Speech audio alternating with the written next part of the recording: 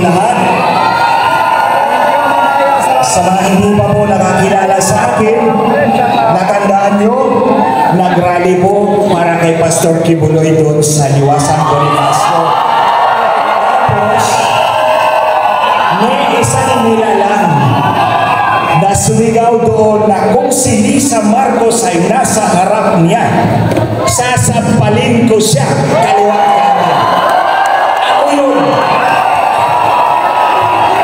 Ako yun. Pinapakita ako sa mga pangyarihang pamilyang ito na hindi kayo ang may kapangyarihan, kundi ang katotohanan at ang taong bayan. Tayo yun. Bakit ko nga pala gustong sampalin si Lisa Marcos kaliwa at kanan? Kasi po, ganito. 6 na taon na akong nakipagtrabaho sa kanila, nagsilbi sa kanila, na wala silang binayad sa akin kahit piso. Tinulungan ko sila sa protesta nila laban kay Lenny Robredo. Kasi naniwala akong dinaya si Marcos noong 2016. Napala, dati pa akong congressman sa lugar ko po, sa Biliran. Dinaya ko ako ni Smartmatic, kaya naging mortal na kalaban ko sa Smartmatic. 14 na taon kong kalaban si Smartmatic na hindi niyo man lang alam. Nakikipaglaban ako para sa malinis na halalan. Nagkataon, magkapareho kami ng istasyon noong panahon 2016.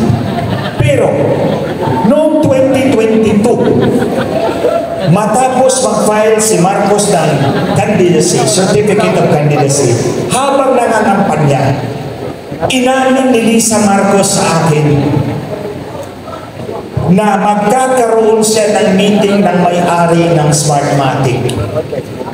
Kailangan daw niya ng 2 technical na kasama. Pero, tinuro pa ako, but not you, because they hate you so much. Nung pa lang, nung punto na yun, alam ko na, bininta na ako ni Lisa Marcos sa Smartmatic. Mandadaya sila. Kaya nga po, hindi ako takot na ibulgar ito sa inyo dahil totoo itong nangyari.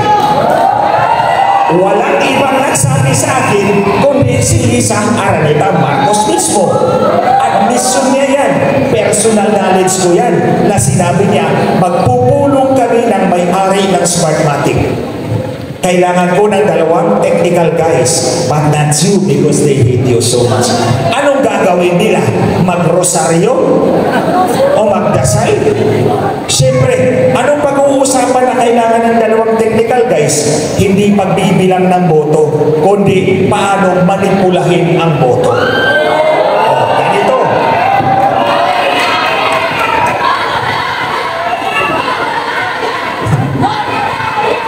Okay, wait. So ito na. Pagkatapos ng eleksyon, yung grupo ni General Reo kumuha ng datos mula sa COMELEC at nakita nila libo-libong makina nag-transmit ng resulta galing sa iisang IP address lamang. Hindi yung IP address ng makina ninyo sa presinto, kundi galing sa iisang IP address lamang. Mahigit 30,000 precincts.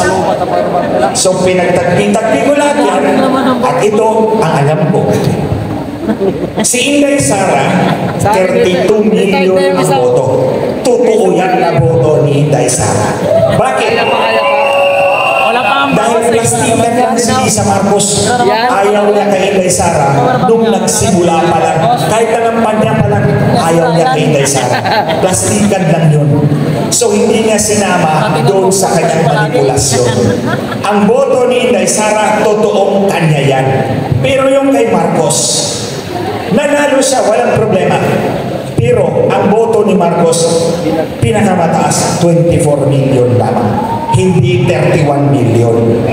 Ang tingin ko, dinagdagan yung boto para dumikit kay Inday Sara.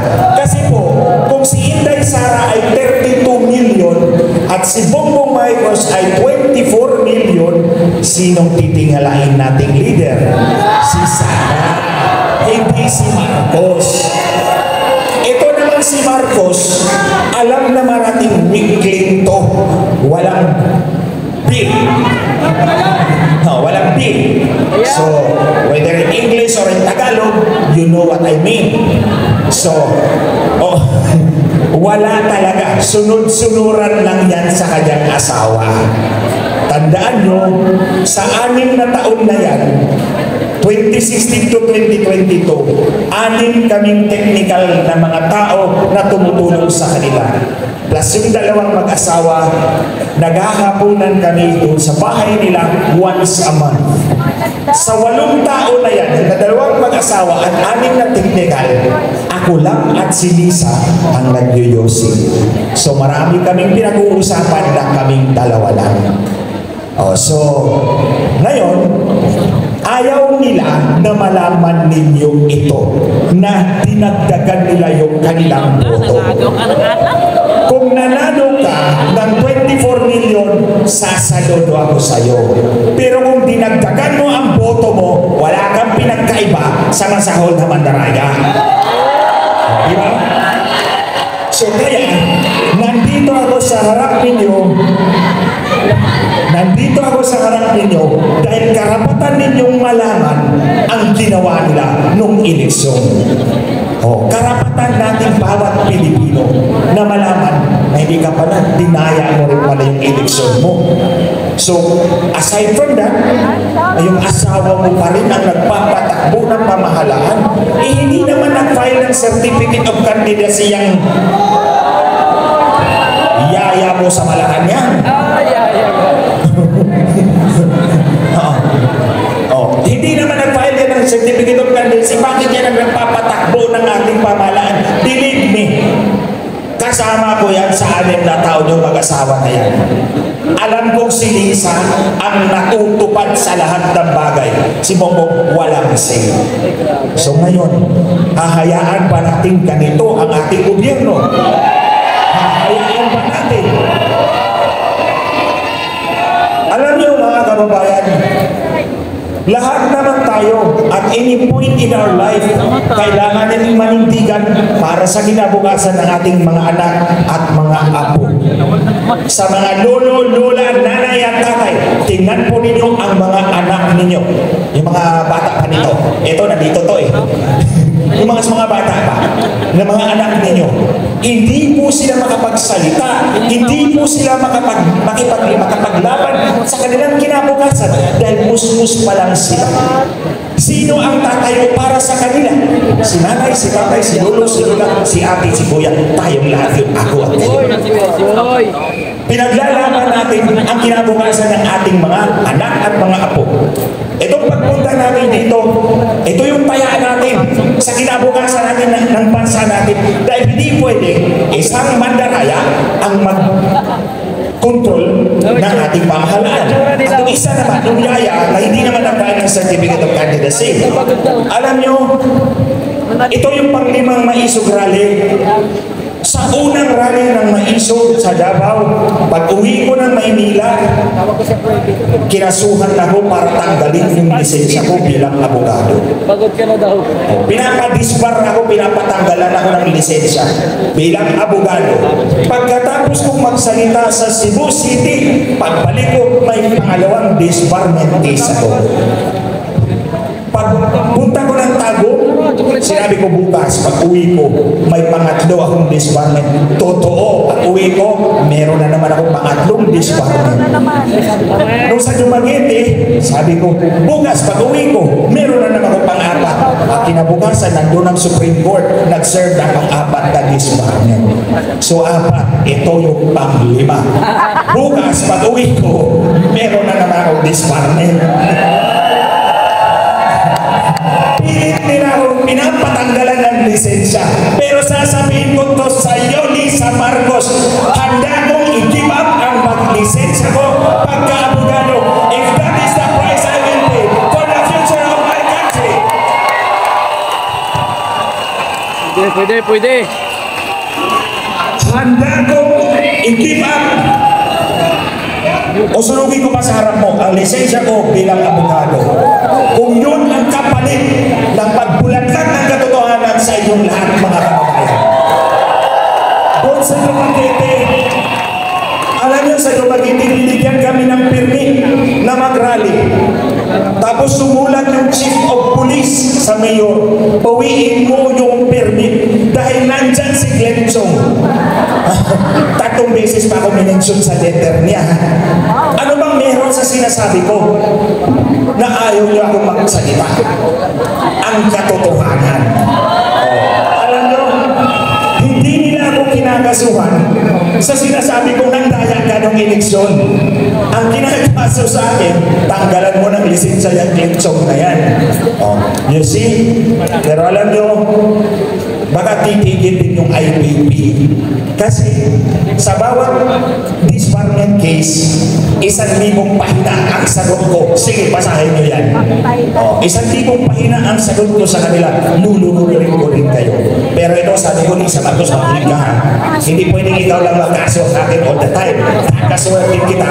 Dahil, ito pa mga kababayan, minanipula din niya ang Korte Suprema. Oh, alam na alam ko yun. Personal na knowledge ko yun. Tingnan ninyo itong babaeng ito. Tingnan niyo itong babaeng ito. Natalo na nga kayo ng 2016, maniobra mo pa yung Korte Suprema para mapaupo mo yung Bongbong Marcos mo, para makontrolar mo ang gobyerno. Yan si Lisa Marcos, mga kababayan. So, siguro mauubos na yung oras ko. Ito, magkaisa po tayong lahat. Napigilan po natin ang pandaraya ng ating hangganan. Alam nyo, nung tumakbo po ako bilang congressman, ang kalaban ko ay veteranong politiko. Lahat ng posisyon, gobernador, congressman, mayor, isang pamilya lang. Pero pagkatapos ng halalan, nanalo po ako. Dahil naniwala yung tao bayan sa akin. Mano-mano yung eleksyon na yun. Dahil mano-mano ang eleksyon, mano-mano din ang dayaan. Pag mano-mano ang dayaan, nakikita ng mata mo. Pag automated ang eleksyon, automated ang dayaan, kahit pa nakadilat ang 4 mong mata, wala kang mahuhuli. Kaya yan. So ito pinapagod ko sa inyo.